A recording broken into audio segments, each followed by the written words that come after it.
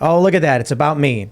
And it's in the space of, you know, Alex Jones, but we have this tweet from Elijah Schaefer. It's a clip from his show where Kanye disses me, and okay, I'll just play it for you guys. Here you go. You ready? Tim Pool is the NPC, you know, and you're a real human being. So no one's ever heard of Tim Pool. You know, you're the legend that is Alex Jones, and you were fighting on the front line, and now we're here with you. You got some other superheroes part of the Avenger movie fighting for Christ. So apparently he said that, I don't know, this is what I was told. I got a phone call 10 minutes before the show, and I was told what to say. Yeah, you got contacted before the show. When did I don't he know say if you that? used phone, like right before this. Like literally, those are the words right before he says. Actually, he's an NPC. The hour before the show, we are sitting in this room, hanging out, talking as the cameras are being adjusted.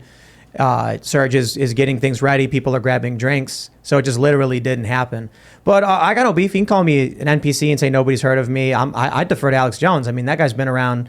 He was doing this work 10 years before I even heard of, you know, a phone, before I even got anywhere near doing this kind of stuff. Well, Tim, you're a true populist when, you know, and when you're Kanye West who's saying, you know, quote unquote, Hitler wasn't that bad of a guy. That's not very exactly a populist opinion. So to him, you know, you are an NPC, no offense, but you're not. And, but I can see why that's why he's calling you that. Do you understand? But I wonder, like why he came here. You know what I mean? I think maybe Milo was like, no, it's a good show. It's you know, they get like 1 million something views with their clips or something like that. I don't know. Yeah. Well, he has a little bit of a media blackout from what I understand from what happened with what he said on Tucker and all that stuff. You know, Kanye. I do believe a lot of media companies right now will not platform him. So you're one of the few ones, and you're the biggest independent media broadcaster. You and then InfoWars right there. I mean, Daily Wire had him on. Boom, Candace is canceled. He can't go back on there. Blaze, we haven't had him on. So and Kanye, and I say this, you can come on my show. My show's coming out very soon, and the Blaze is going to be mad that I said that. But Kanye is welcome on my show. I'll Pimp on a blimp. Let's go, Kanye, all day, and I'm going to be nice to you. I'll let you guys in on some internal stuff. When we were originally trying to book their accommodation for the night, the hotel wouldn't let us do it. We don't know exactly what happened. Wait, you said it's for Kanye West? Why not just say like you have to do credit card authorization. So when you book a hotel, this is the most annoying thing about traveling. Anybody who travels for work knows exactly what this is. Your company will book your hotel and you'll show up and they'll say, and do you have a credit card on file? And you're like, my company booked it with the company card. Yeah, don't ask me for mine. Place, it sucks. Right. And so what we have to do is we have to call in and confirm our card details for the room. And as soon as we said who would be checking, like when you're booking a room, you got to put their name on it. How else do they show up and give you the name? Right. And then they were just like, we'll get back to you, and put us on hold. And then it was like an hour later of like, hold on, we're talking to the manager. And then we were like, okay, this is not working. We're just sitting on the phone. So we canceled it. We got an Airbnb. I wonder if there's some other stuff. I want to respect their privacy to a certain degree, but even when it came to other travel details, they were like, you know, he's getting his accounts locked. He's saying that they're coming after him, stuff like that. And then that happened, and we don't think too much about it. But I'm wondering if that's a component. I guess he was able to get a private plane, you know, so he's still able to do something. So I don't get it. I don't know, man. No idea, but. The one thing I do wonder is, you know, when he came here, I'm getting attacked by two different groups. One group is saying that I shouldn't have said a single word. How dare you? You should have just let him keep talking. Okay. And the other side saying I didn't push back enough. I should have been not letting him talk and pushing back. I'm like, this is crazy. But Alex Jones actually does interrupt him a couple times, and he seems totally fine with it. Yeah, he keeps reminding him that it's Kanye's show. He's like, he interrupts him. Alex will be like, well, I'm just thinking, and it's your show. You're in the control here. And then Alex will say, so he keeps reminding Ye that it's Ye's interview. You're here. I'm just throwing this in. As opposed to trying to take it. It got testy a little bit where you saw like a lot of tension. And you clearly saw Alex Jones being very uncomfortable in that situation. Yeah, definitely. And of course, he pushed back eventually. But when they're making these small clips and they're going viral on the internet, when you're just saying, yeah, after someone says something controversial, that, you know, that everyone's sharing those videos and now pointing fingers at AJ. Did they bring, like, if you're going to say that Hitler did not kill 6 million people, you better have the data and the facts to back that up right there in your hand. That's such an insane, like a powerful statement to go up online without any pushback or evidence. And there was no pushback, but whatever, I guess. I mean, like I mentioned this earlier, Cernovich said we dodged a bullet. said that to Luke, and Luke, you were saying, well, we would have debated. We would have had a conversation. We probably would have been screaming here. And maybe that conversation needed to be had. I mean, maybe he needed to know about Margaret Sanger. Maybe he needed to know about how he's on team establishment by promoting a lot of this population control eugenics nonsense. I don't think he knows what he's talking about. A lot of the times he was referring to Nick to answer his questions whenever there was even a little bit of pushback. Nick was laughing the whole time, enjoying the show, and then going on and expanding on points that clearly Ye couldn't articulate. So with all of these people here, they would have brought up their idea. We would have smashed it down and be like, no, we don't agree with this because of this and this and this. And then it would have been a conversation. It would have been an argument, probably would have been screaming. Maybe there's a small chance that there would have been some kind of understanding. And I think it was still worth it in order to have that small possibility, because that would have changed everything. I just want to mention, too, that when Ye was here, he said he didn't want to be on the show. Like he said that before. Yeah. He also said we got to do the show every single But see, that's projection. Like that means he doesn't want to do the show. And, no. But then we were like, maybe if this goes well, we'll see how it happens. Like no, I said no. Yeah, you said no. And he was like, this will go well. I'm like, we'll see. You're like, we don't know. He's an artist. He's like, oh, let's collab. I mean, I'm just guessing that's his vibe. I'll clarify because Luke is right. What he said was something like, these guys keep trying to get me to do these podcasts, but something, I'm paraphrasing, he's like, there's no point in me coming on this. I don't want to do it. But then you give me information like this. And he points down in his notepad where he wrote down ballot harvesting. Right. Because he asked me downstairs in the basement, in the skate park, he asked me, as we're walking up the stairs, he was like, I want to know how to become president. How do I become president, Tim? And it was like, I just said, I don't know, Milo knows. And then as we're walking away, he goes, I asked you how to become president, you ignored me. And I said, oh, that was up here. No, we were walking up the stairs. Oh, again. Oh, and then I said, no, I said Milo knows. I'm just a guy on the internet, man. I'm a guy who complains on the internet. Then we're sitting down. He said the same thing. He's like, I asked you twice how to become president. You keep ignoring me. And then I was like, okay, ballot harvesting. And he was like, what's that? And I explained how ballot harvesting works. And he was like, whoa. And he writes it down. And then he brings up how he didn't want to be here, basically. Like, they want him to do these shows. He doesn't want to do it. But then he gets something like that and it makes it worth it. I kind of just think he didn't want to be here.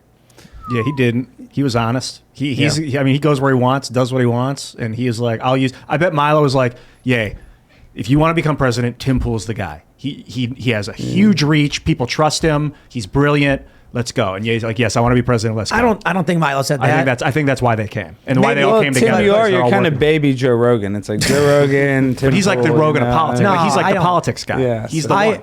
My view is probably that he said, this is a show that's got a decent reach that we can go on. He'll probably have us on. Of course, duh. And that's probably he's asking you how he can win. He's already asking you like an advisor. Like, what can I do? But why would he fly 6 hours?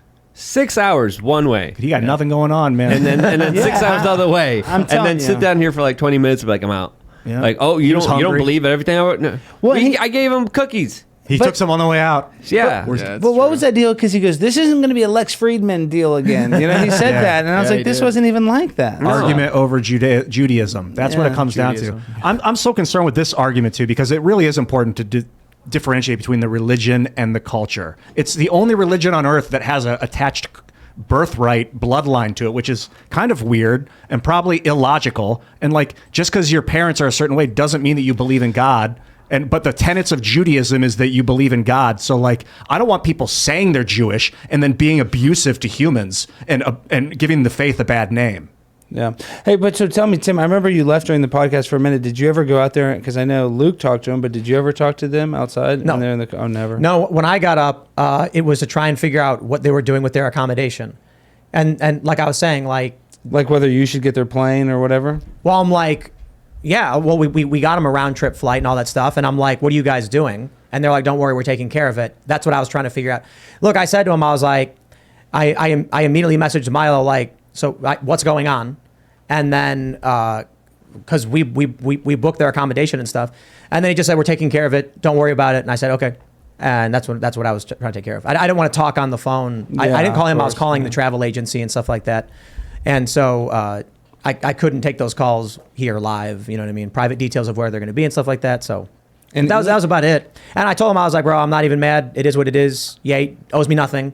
We invite people to come on because it's a benefit to us. We don't pay guests. You know, you being here is a benefit to us. That's what it is. So. And Ian came in. He was emotional. Everybody was emotional. It was really a good episode. You know, it's good. I'm saying, you know, it seems like it was bad, but it was. I think it. You know, it was. In the grand scheme, if you can back off and look at it from like a 10 million foot view, you're going to look at this moment in history of like that was the first meeting between Tim Pool and Kanye West. Maybe. I don't like celebrity culture stuff. I don't like the PR planned stuff. I don't like okay, here's the plan. We're going to go on a show, but you need to storm out midway through. And that's Hollywood celebrity culture. I don't want to be involved in any of that. It's just... Yeah, but that's all fake and dumb, but people love it. It's just, it's like poison, fine. You know? It's like sugar. People are allowed to have that stuff. They're allowed to like that stuff. Yeah. There's so many YouTube channels that love drama that, you know, they want to find anything they can about anybody. It's like what the Young Turks turned into. Like political WWE, and that's kind of insulting to WWE because we know that they're having fun. Yeah. But like turning the political space into like a stage crap show. Yeah, just like it's like this is something that I just don't like about YouTube. Is my advice to all of these YouTubers who want to do shows is just don't talk about each other, don't talk about personal stuff. Talk about bigger issue things like, you know, how people's lives are being impacted by policy, how politicians are either lying or telling the truth, what is in control of their lives or in control of their minds, what is affecting them. Fair point that commentators do have an influence. Joe Rogan says something and it becomes news because he's so influential. I totally understand that. But there's so much of like watching the social space devolve. And probably the saddest example is the Young Turks, how it's like Cenk and Anna just screaming at me. Like they're not making any arguments. They're just calling me a loser, a moron. Cenk is doing this weird chicken thing where he goes back and forth. And I'm not trying to drag them by saying this. I'm trying to, you know, I don't like talking about them because I don't think they're relevant, but they do exemplify how the space is turning into this like celebrity, you know, I don't like it. I don't want to be involved in that. It's like Jerry Springer, but more degenerate and low IQ. I bet today SBF's like, yes, yes.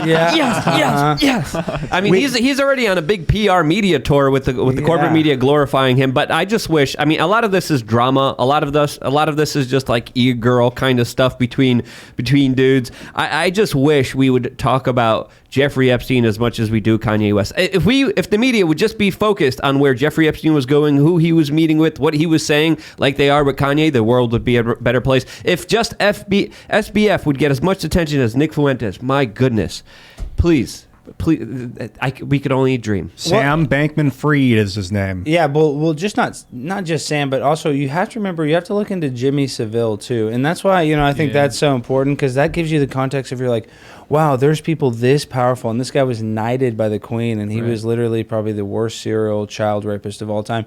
As a matter of fact, not just that, he did even worse stuff that we can't mention on this show. Well, yeah, he had access to the bodies. Hospital, it's absolutely stuff. like the most like monsters beyond even understanding for most human beings. Sorry, go ahead. And so when you realize that there are people that are at the highest upper echelon of society that are actually doing terrible stuff to children, and you see the time that Bill Gates spent with Jeffrey Epstein, that they're all connected through Prince Andrew, who's connected through the royal family, who you can even see Ghislaine Maxwell and Jeffrey Epstein are sitting in a cabin that is like the most exclusive royal cabin that there is, some Swiss chalet or something. I don't know if you guys are familiar with the photo that I'm talking about. Oh, yes. You know, and so the fact that they would have access to the Queen, they were hanging out with Kevin Spacey. Kevin Spacey was in the Queen's chair. But it's like, this is like a form of drama. Like what we're doing right now is gossip just on a level of people we don't know personally. This is serial child predators happening with Bill Clinton on the Lolita Express 26 times.